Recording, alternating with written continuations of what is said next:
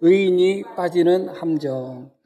오늘 말씀은 몇 년 전에 한번 전했던 말씀이에요. 예전에 제가 부교육자로 있을 때 이 말씀이 본문을 가지고 5번인가 6번 연속으로 설교한 적이 있어요.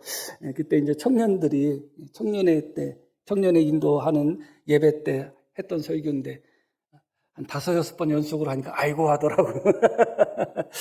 참 이 말씀 민수기 20장은 참 우리가 묵상해야 되는 부분들이 정말 많습니다. 또 읽고 하면서 또 새로워지는 그런 부분들이 참 많습니다. 배경은 이렇습니다. 이제 출애굽한 지 40년째 되는 해입니다. 이제 곧 있으면 이스라엘 백성들이 가나안 땅에 들어갈 그런 때가 찾아온 바로 그 40년째입니다. 그런데 그들이 가데스라는 곳에 있었는데 그곳에서 모세의 누나 미리암이 죽게 됩니다. 모세에게는 큰 충격이었겠죠. 설상가상으로 그곳에 또 물이 없습니다. 가데스라는 곳은 물이 많은 곳이에요, 원래. 그런데 물이 원래 없는 곳이라면 준비도 하고 또 그러려니 할 텐데 물이 있는 곳이니까 가데스에 가면 물이 있겠지. 아마 기대도 하고 또 그만큼 또 준비도 덜 했겠죠. 그런데 가데스에 도착해서 봤더니 물이 없는 겁니다. 물은 생명과 가장 첫 번째로 관계되는 것이잖아요. 물이 없으면 살 수가 없잖아요. 백성들이 물이 없는 것을 보고 모세와 아론을 찾아와서 원망하고 모세와 아론을 찾아와서 대적하는 그런 말씀들이 앞부분에 기록되어 있습니다. 물론 물이 없다는 것은 심각한 위기고 그럼에도 불구하고 지금까지 40년 동안 하나님께서 먹이시고 또 입히시고 또 마시게 하셨잖아요. 하나님을 조금 더 믿는 믿음이 있었으면 40년 가까이 광야에서 훈련받았으면 조금 더 그만한 믿음이 있었으면 얼마나 좋았을까. 그런 아쉬움이 있고 또 물이 없다는 것은 큰 위기인데 그런 위기의 순간에 지도자를 향하여 원망하고 불평하고 대적하는 방식으로 자기들의 물 없는 그 고통을 표현하는 것이 아니라 좀 믿음의 방식으로 하나님께 표현하고 지도자에게 표현했으면 얼마나 더 좋았을까. 그런 아쉬움은 분명히 있어요. 그래서 물이 없다는 것, 그래서 그들에게 갈증으로 원망 불평했다는 것, 한편으로는 또 이해가 되지만 그 표현하는 방식이 원망과 불평과 불신앙의 방식으로 표현했다는 것은 조금 많이 아쉬운 그런 부분이죠. 사실 그렇습니다. 똑같은 것도 우리말에 아다르고 어다르다는 말이 있잖아요. 어떻게 표현하느냐가 신앙의 수준을 말해주고 있거든요. 어떤 문제가 있을 때 그 문제에 대해서 당연히 표현을 해야 되고 또 그 표현을 할 때 그 문제가 또 해결될 때도 많습니다. 그런데 그 방식 자체가 우리의 인격을 말해주고 우리의 신앙을 말해주고 있습니다. 이스라엘 백성들이 고난이 찾아오고 문제가 찾아오고 어려움이 찾아올 때마다 원망하고 불평하고 대적하는 방식으로 표현했다는 것은 이들의 믿음과 이들의 믿음 또 인격이 상당히 부족한 상태였다 하는 아쉬움이 있는 것이죠. 더군다나 말씀드렸듯이 40년이라는 거의 40년이라는 기간 동안 광야에서 훈련받았음에도 불구하고 여전히 믿음의 모습이 보이지 않습니다. 모세는 그들을 떠납니다. 그들을 떠나서 하나님 계신 곳으로 나아가는데 그 장면이 6절부터 나옵니다. 모세와 아론이 회중 앞을 떠나 회막문에 이르러 엎드림에 여호와의 영광이 그들에게 나타났다. 이렇게 말씀이 이어지고 있습니다. 하나님 계신 회막 앞에 가서 모세와 아론은 엎드렸다. 백성들을 함께 대적하지 않고 그들과 함께 다투지 않고 그들이 있는 곳에 떠나 하나님 계신 곳으로 갔습니다. 그리고 하나님 앞에 엎드렸는데 아무 말도 안 했습니다. 어떤 말을 했다, 어떤 기도를 했다, 어떤 불평을 했다 전혀 기록이 없어요. 모세와 아론이 하나님 계신 회막에 나가서 엎드렸다. 그런데 바로 그때 하나님의 영광이 그들에게 나타났다고 말씀이 나옵니다. 6절 다시 한번 볼게요. 회막문에 이르러 엎드림에 여호와의 영광이 그들에게 나타나며 이어지는 말씀. 여호와께서 모세에게 말씀하여 이르시되 하면서 모세와 아론은 하나님 앞에 어떤 기도를 했다는 기록은 없지만 하나님이 엎드린 모세와 아론을 향하여 하나님의 영광이 나타나고 하나님이 그들에게 말씀하십니다. 어떤 말씀을 하시는가? 지팡이를 가지고 내 형 아론과 함께 회중을 모으고 그들의 목전에서 너희는 반석에게 명하여 물을 내라 하라. 내가 그 반석이 물을 내게 하여 회중과 그들의 짐승에게 마시게 할지니라. 하나님은 모세에게 참 단순하게 말씀하십니다. 그리고 한편으로다는 모세의 기대에 또 조금 어긋나는 말씀. 기대라는 것은 뭐 모세가 그러기를 원했다기보다도 예상했다는 의미로서의 기대, 그런 의미입니다. 아마 하나님은 40년 가까운 세월 동안 여전히 원망, 불평, 또 불신앙, 그런 것을 버리지 못한 이스라엘 백성들에 대한 하나님의 어떤 엄한 책망을 아마 예상하지 않았을까 생각하게 됩니다. 그런데 하나님의 반응은 아주 달랐어요. 백성들이 원망한 거, 불평한 거, 모세와 아론을 대적한 것에 대해서 하나님은 언급하지 않고 지팡이를 가지고 가서 반석에게 명령하여 반석에게 말을 해서 물을 내라고 하라. 그래서 그 반석에서 물이 나와서 백성들과 이스라엘 백성들이 마실 것이다. 하나님 그렇게 말씀하십니다. 왜 하나님께서 이렇게 말씀을 하셨을까? 그것은 하나님은 이번 사건을 통해서 하나님의 거룩하심을 나타내시기를 원했던 거예요. 하나님의 거룩하심. 이런 얘기하면 좀 그런데 어떤 목사님이 교인들이 하도 따라주지 않아가지고 내가 먼저 이런 행동을 하면 따라주겠지 하고서 억지로 좋은 행동을 했대요. 억지로. 그런데 그래도 안 따라줘가지고 에이 그만뒀다. 그렇게 말씀하시는 분이 있어요. 때로는 책망해야 되는 아이에게 때로는 칭찬을 해줄 때도 있어요. 그것이 더 좋은 효과가 있겠다 하는 마음이 들 때도 있겠죠. 하나님께서 다루시는 방법도 여러 가지인 것 같아요. 이스라엘 백성들은 누가 봐도 책망받아야 되는 것은 분명합니다. 그럼에도 불구하고 하나님은 그들에게 물을 주라는 것입니다. 왜냐하면 하나님은 하나님의 거룩하심을 나타내기를 원하셨던 것이고, 비록 그들이 모세와 아론을 대적했다 할지라도 그 과정 속에서 하나님이 선택한 주의 종, 하나님이 선택한 지도자인 모세와 아론도 이스라엘 백성들 앞에서 거룩함을 나타내기를 원하셨던 거예요. 이스라엘 백성들이 원망하고 대적하고 불평하는 바로 그 순간에도 하나님은 하나님의 거룩하심을 나타내기를 원하셨던 거예요. 그리고 바로 그 순간에도 하나님의 지도자인 모세는 백성들과 함께 다투는 것이 아니라 하나님의 선택된 지도자로서의 거룩함을 나타내기를 원하셨습니다. 그래서 모세에게 지팡이를 가지고 가서 반석에게 명하여 물을 내라. 그렇게 말씀하셨죠. 그런데 모세가 그 부분에 있어서 좀 망령된 행동을 합니다. 자, 9절 말씀 계속 이어서 볼게요. 모세가 그 명령대로, 여기까지는 좋습니다. 그 명령대로 여호와 앞에서 지팡이를 잡으니라. 모세와 아론이 회중을 그 반석 앞에 모으고 모세가 그들에게 이르되 반역한 너희여 들으라. 우리가 너희를 위하여 이 반석에서 물을 내라 하고 모세가 그의 손을 들어 그의 지팡이로 반석을 2번 치니 물이 많이 솟아나오므로 회중과 그들의 짐승이 마셨다. 하나님의 명령대로 지팡이를 잡은 것까지는 참 좋은데 그 다음부터 문제가 생겼어요. 이스라엘 백성들이 모세를 대적하고 원망하고 할 때 모세는 이스라엘 백성들을 떠나 하나님 앞에 가서 엎드렸습니다. 그랬던 사람이 지금 이스라엘 백성들을 모아놓고 반석을 향하여 명령하여 물을 내야 되는 바로 그 순간에 반석을 향하여 말을 하지 않고 이스라엘 백성들을 향하여 말을 합니다. 지금까지 침묵했던 모세의 입술이 열렸는데 은혜롭게 열렸으면 좋은데 그렇지 않아요. 참 안타깝고 가슴 아프죠. 이 반역한 것들아 하면서 그 백성들을 향하여 정죄하고 심판하는, 또 그들을 향하여 뭐라고 표현해야 될까요? 그들의 불신앙을 지적하는 모습이지만 그럼에도 불구하고 그들을 정말 호되게 책망하고 또 비난하는 그런 모습의 말을 합니다. 반역한 자들아 내 말을 잘 들어라. 반역한 자들아 내 말을 잘 들으라 하면서 우리가 이 반석에서 물을 내려야 하면서 반석을 2번 칩니다. 그래서 그 모습을 보고 하나님이 어떻게 반응하셨는가? 12절 말씀 보면 여호와께서 모세와 아론에게 이르시되 너희가 나를 믿지 아니하고 이스라엘 자손의 목전에서 내 거룩함을 나타내지 아니했다. 너희가 나를 믿지 않았다.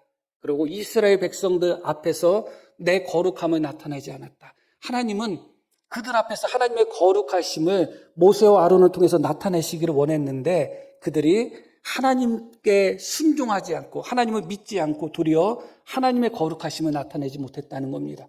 결과적으로 어떻게 되었는가? 너희는 이 회중을 내가 그들에게 준 땅으로 인도하여 드리지 못하리라 하시니라. 이렇게 말씀이 나옵니다. 하나님은 말씀이 반복되지만 이 반석 또 백성들의 원망 불평 이 사건을 통해서 하나님의 거룩하심을 나타내기를 원하셨습니다. 그러나 모세와 아론은 그 하나님의 뜻을 깨닫지 못한 거예요. 믿음으로 하나님의 뜻을 깨닫고 믿음으로 하나님의 뜻에 순종함으로 하나님의 뜻을 나타내고 하나님의 영광을 나타냈어야 되는데 하나님은 온전히 믿지 못했다. 그리고 하나님의 거룩하심을 나타내지 못했다고 말씀하고 있습니다. 이 사건을 조금 더 자세히 들여다보고자 합니다. 하나님께서는 모세와 아론에게 지팡이를 가지고 가라고 말씀하십니다. 8절 말씀 보겠습니다. 8절 지팡이를 가지고 내 형 아론과 함께 회중을 모으고 그들의 목전에서 너희는 반석에게 명령하여 물을 내라. 자, 하나님의 명령은 단순합니다. 근데 크게 세 가지 혹은 네 가지라고 할 수가 있겠죠. 하나는 무엇이냐? 지팡이를 가지고 가라. 또 하나는 뭐예요? 회중을 모으라. 그래서 그들의 목전에서 그들의 보는 앞에서요. 사실은 똑같은 죄를 할지라도 아무도 보지 않는 데서 혼자 짓는 죄하고 사람들이 보는 앞에서 뻔뻔하게 범하는 죄는 다른 얘기거든요. 회중이 보는 앞에서의 모습은 정말 더 특별해야 되죠, 사실은. 그래서 회중을 모으고 그들의 목전에서 어떻게 하라? 반석에게 명령하라. 그리고 어떻게 하라? 물을 내라. 이렇게 말씀이 나옵니다. 크게 두 가지를 볼 수가 있어요. 하나는 무엇이냐? 크게 보면 지팡이를 가지고 가라. 또 하나는 뭐예요? 반석에게 말을 하라. 반석에게 명령하라. 그렇게 말씀합니다. 이 지팡이가 어떤 지팡이인가? 9절 말씀 보겠습니다. 모세가 그 명령대로 여호와 앞에서 지팡이를 잡았다. 여호와 앞에서 지팡이를 잡았다는 것은 회막에 있는 지팡이라는 거예요. 회막에 있는 지팡이는 어떤 지팡이냐? 아론의 지팡이입니다. 이 아론의 지팡이에 관해서 민수기 17장 말씀 한번 볼게요. 이튿날 모세가 증거의 장막에 들어가 본즉 내 집을 위하여 낸 아론의 지팡이에 움이 돋고 순이 나고 꽃이 피어 살구 열매가 열렸다. 마른 지팡이인데 이게 어떤 사건인가? 이스라엘 백성들이 하도 원망하고 하도 불평하고 그런 과정 속에서 하나님의 심판으로 많은 사람이 죽는 거예요. 하나님의 백성인데 하나님께 대들고 하나님의 백성인데 하나님이 선택한 지도자에게 반항하고 그런 모습 속에서 그들이 너무 많은 사람들이 계속해서 죽는 겁니다. 그래서 하나님이 백성들에게 안 되겠다. 너희가 자꾸 나를 믿지 못하고 자꾸 나에게 원망하고 불평하고 그런 과정 속에서 너희가 많이 죽으니 너희에게서 원망을 없애야 되겠다. 내가 택한 사람이 누군지 확실한 증거를 보여주겠다 하면서 이스라엘 12지파 족장들의 지팡이를 가져오라고 해요. 그리고 하나님 앞에 두었는데 하루가 지났는데 뭐 마른 지팡이에 무슨 일이 있겠어요. 근데 놀랍게도 아론의 지팡이, 하나님이 선택한 아론의 지팡이에는 열매까지 달렸다는 거예요. 움이 돋고 싹이 나고 잎이 나고 열매까지 달렸다는 거예요. 그게 바로 이 말씀이에요. 다시 한번 이어서 볼게요. 모세가 그 지팡이 전부를 여호와 앞에서 이스라엘 모든 자손에게 가져오매 그들이 보고 그들이 다 보았다. 각각 자기 지팡이를 잡아 들었더라. 이어지는 말씀. 여호와께서 또 모세에게 이르시되 아론의 지팡이는 증거궤 앞으로 도로 가져다가 거기 간직하여 뭐라고 나오냐면 반역한 자에 대한 표징이 되게 하라. 반역한 자에 대한 표징이 되게 하라. 그래서 그들로 내게 대한 원망을 그치고 죽지 않게 할지니라. 이스라엘 백성들이 그 지팡이를 봤다고 했죠. 자기들이 지팡이 아무것도 나오지 않은 지팡이와 심지어 열매까지 맺은 아론의 지팡이를 보았습니다. 그래서 하나님은 그것을 회막, 증거궤 앞에 갖다 두어서 무엇이 되게 하라? 원망하고 반역한 자들에 대한 하나의 표징, 하나의 표시가 되게 하라. 증거가 되게 하라. 그래서 무엇을 없애게 하라? 내게 대한 원망을 그치고 죽지 않게 하일지니라. 그렇게 말씀이 나오죠. 다시 앞부분 봐봐요. 여기 보면 반역한 자에 대한 표징이 되게 하라. 그렇게 말씀이 나옵니다. 본문 10절의 말씀을 보겠습니다. 모세와 아론이 회중을 그 반석 앞에 모으고 모세가 그들에게 이르되 반역한 너희여. 모세가 백성들을 향하여 반역한 자들이라고 이야기합니다. 같은 단어라고 보면 될 거예요.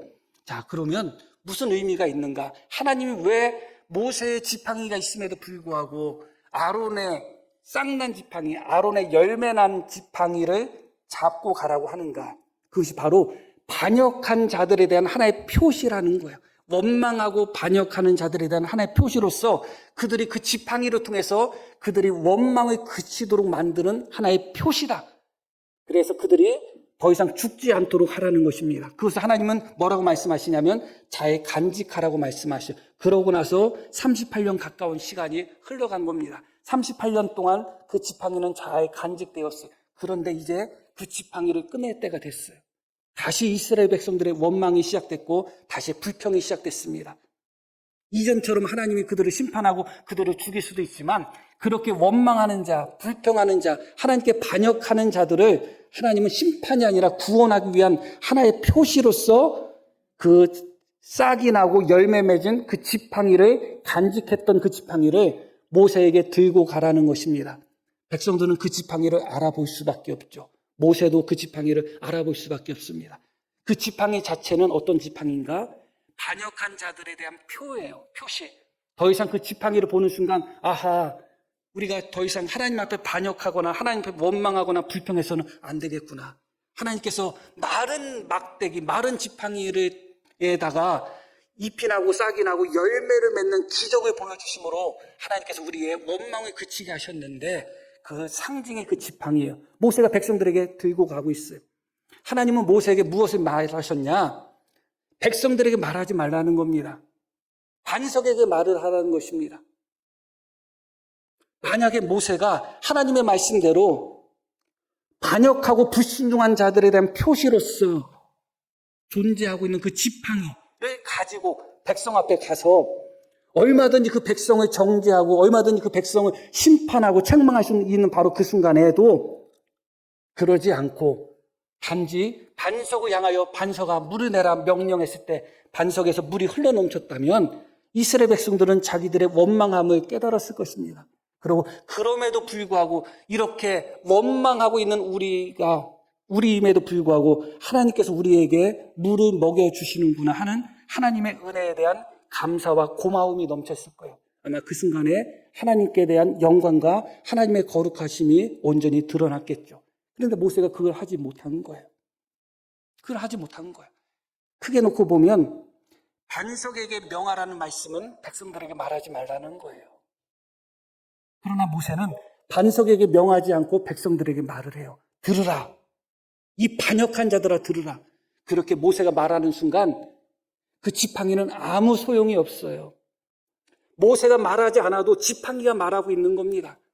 그 지팡이를 보는 순간 백성들은 내가 잘못했구나. 우리가 원망했구나. 우리가 하나님 앞에 죄를 범했구나. 깨닫게 되는 것입니다. 그런데 모세가 이 반역한 자들아, 이 패역한 자들아 잘 들어. 그렇게 말하는 순간 지팡이는 이스라엘 백성들 안중에 없어질 수밖에 없는 겁니다.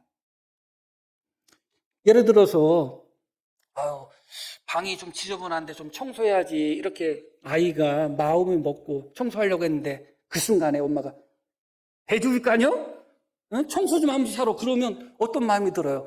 아유, 내가 잘못했지. 내가 청소 좀 해야지 하는 마음이 들었다가 그 소리 듣는 순간 어떻게 돼요? 오히려 부야가 올라오죠. 내가 잘못했다. 내가 청소 좀 해야 되겠다 하는 마음이 싹 가시죠. 바로 모세가 그런 모습을 보인 것입니다.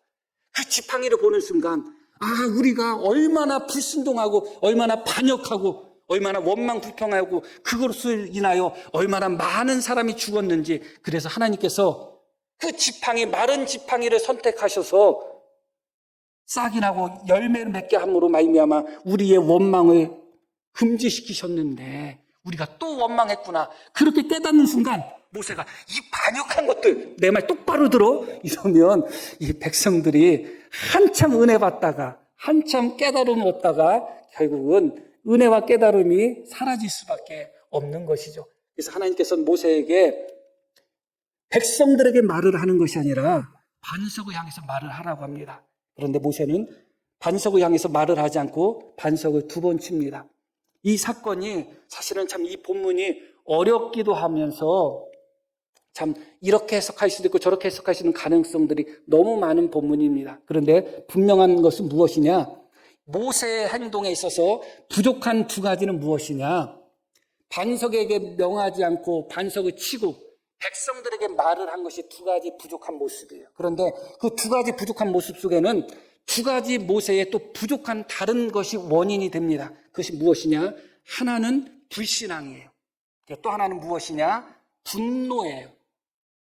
의분이라고 표현해도 괜찮을 거예요. 의로운 분노, 하나님을 위한 분노, 이 2가지가 바탕이 되는 겁니다. 그래서 반석을 2번 치는 행위가 단순히 모세의 분노의 표현일 수도 있고 모세의 불순종의 표현일 수도 있고 이 2가지가 함께 갈 수도 있는 것입니다. 반석에게 명하지 않고 반석을 친 것이 내가 말로만 하면 혹시 물이 안 나지 않을까 하면서 반석을 2번 치는 불신앙의 모습일 수도 있고 한편으로는 반석을 2번 침으로 말미암아 이스라엘 백성들을 정죄하고 이스라엘 백성들에게 이 반역한 자들을 하면서 자신의 분노를 폭발시키는 방식으로 반석을 2번 친 것일 수도 있어요. 그러니까 이 부분에 있어서는 불신앙과 또 분노 이것이 섞여 있어요. 그러다 보니까 결국은 하나님의 영광을 나타내지를 못합니다. 모두의 말씀을 드렸듯이 모세가 하나님 앞에 엎드려서 가만히 있었습니다. 아무 말도 안 했어요. 그래도 하나님은 응답하시잖아요. 그럼 내가 뭘 말해야 되고 내가 무슨 행동을 해야 된다? 그 생각에서 벗어나야 되는 것입니다. 그 지팡이가 있잖아요. 그리고 그 지팡이는 어떤 지팡이예요? 그냥 마른 지팡이인데 하룻밤 사이에 마른 지팡이에서 싹이 나고 잎이 나고 열매를 맺었던 지팡이에요. 하나님께서 마른 지팡이에서 싹이 나고 열매를 맺고 잎이 맺게끔 하셨다면 반석을 굳이 칠 필요가 뭐가 있겠어요? 그냥 말만 해도 반석에서 물이 나오겠죠. 그렇기 때문에 결국은 모세가 이 부분에서 넘어진 것은 결국은 2가지입니다. 하나는 하나님을 온전히 믿지 못했다. 그리고 믿지 못하는 마음 속에 무엇이 함께 섞여 있었다? 분노가 함께 섞여 있었다. 혈기가 함께 섞여 있었던 겁니다. 그렇기 때문에 모세의 행동 자체가 거룩함하고는 너무 먼 것이죠.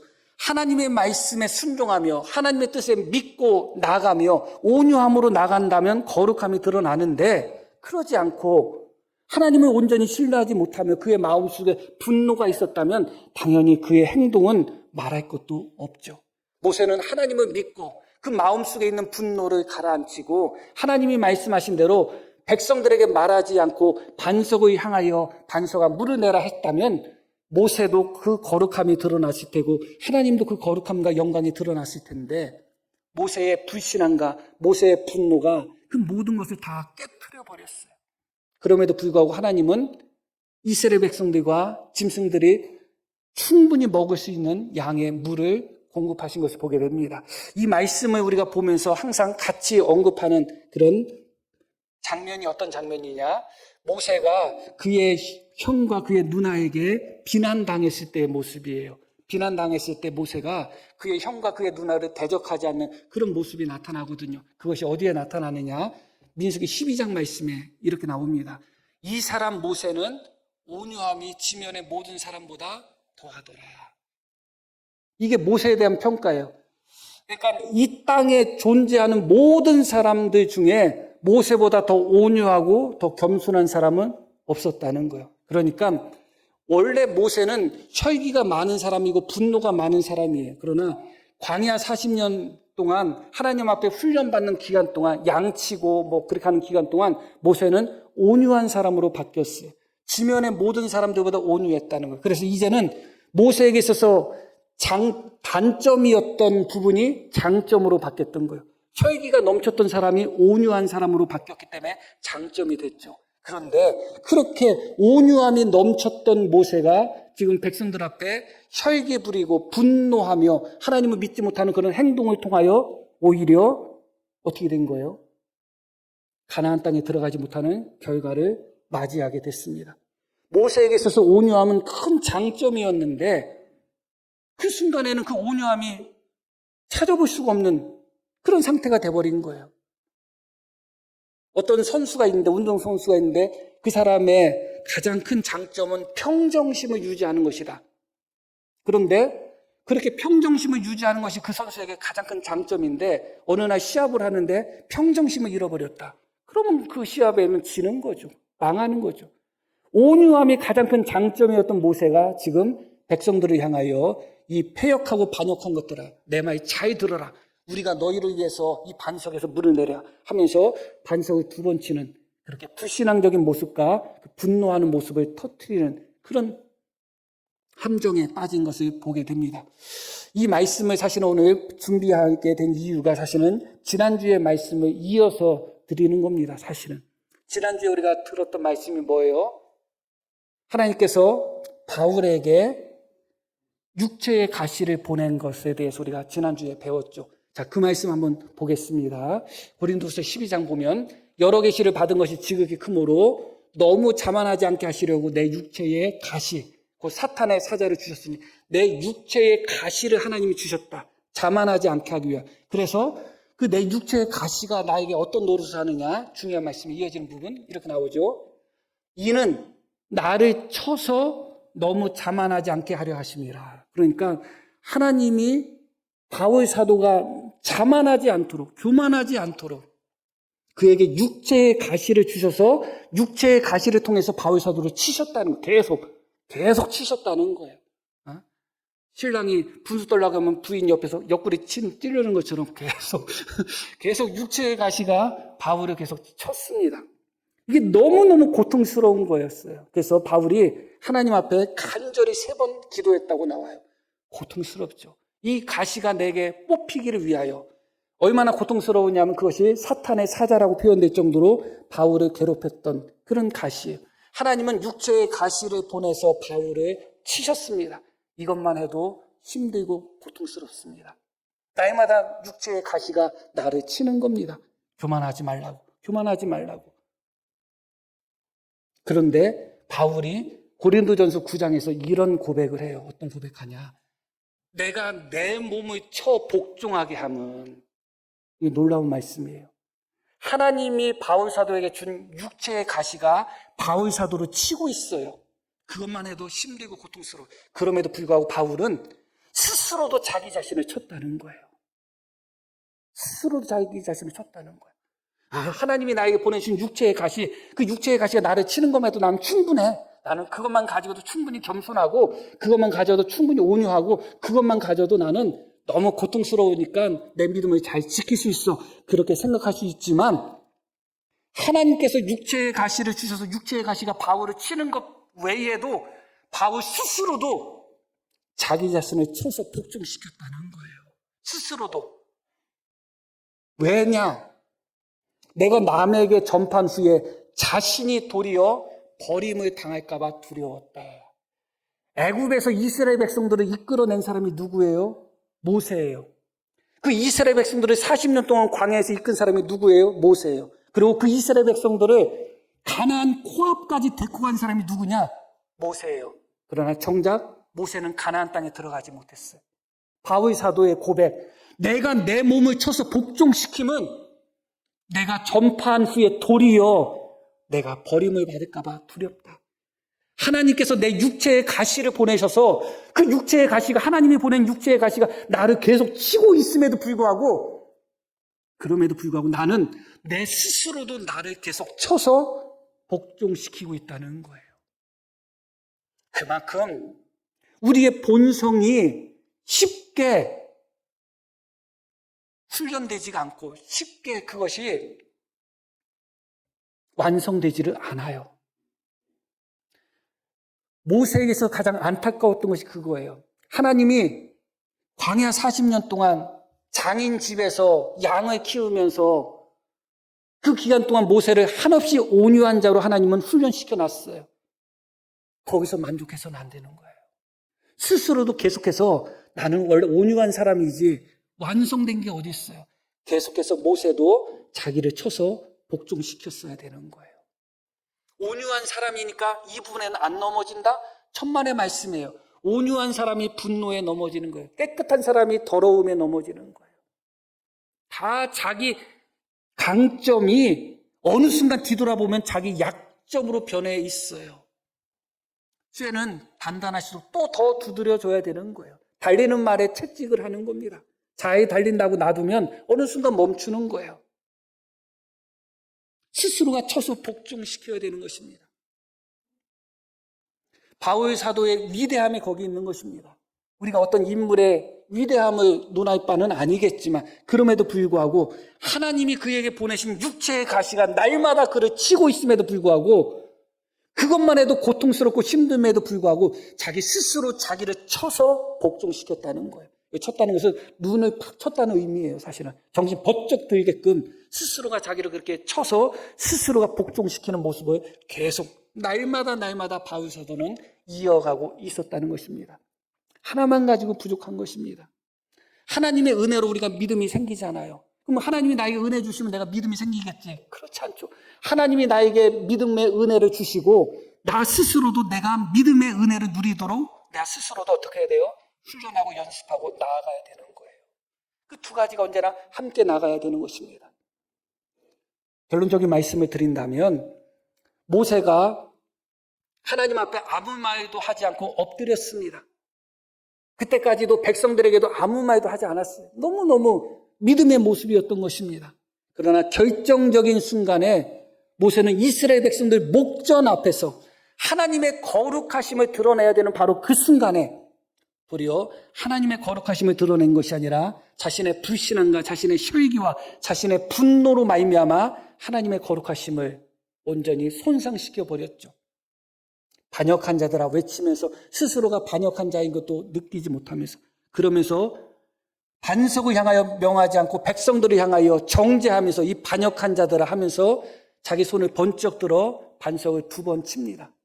그러나 사실은 그 순간에 모세가 쳐야 될 것은 반석이 아니에요. 자기 자신을 쳐야 되는 거죠. 하나님을 믿지 못하는 자기 자신을 치고 여전히 온유한 줄 알았는데 그럼에도 불구하고 순간적으로 그에게 올라오는 혈기 분노를 쳤어야죠. 쳐야 되는 대상이 잘못됐던 거예요. 반석을 100번, 1000번 치는 것이 아니라 그렇게 분노하고 그렇게 정죄하며 하나님을 믿지 못하는 불신앙을 갖고 있는 그 마음을 향하여 자기 자신을 쳐야 되는 것이죠. 그랬다면 모세가 어떤 의미에서 버림을 당하지는 않았을 것입니다. 많은 주의 종들이 또 많은 성도들이 또 많은 세상적으로 성공한 사람들이 그렇게 성공을 이루고 나서 정작 자기 자신은 버림을 당하는 그런 결과를 경험하는 사람들이 너무 많습니다. 왜냐? 스스로 쳐서 복종시키지 않기 때문에 그래요. 내가 믿음이 떨어지려고 한다? 그것도 쳐야 되는 겁니다. 떨어지려고 하는 거 느껴요. 안 느껴지나요? 느낍니다. 그 순간에 나를 쳐야 되는 겁니다. 내가 하나님을 향하여 불신앙적인 모습이 있다? 나를 쳐야 되는 겁니다. 내 마음속에 인격적으로 부족한 부분이 자꾸 드러난다? 나를 쳐야 되는 것이죠. 하나님이 보내신 육체의 가시 외에 스스로가 자기 자신을 쳐서 복종시키는 그러므로 말미암아 하나님 앞에 귀하게 쓰임받고 또 하나님과 함께 귀하게 영광을 누릴 수 있는 우리 모두가 되기를 소망합니다. 자, 우리 들으신 말씀 기억하며 함께 기도하시겠습니다.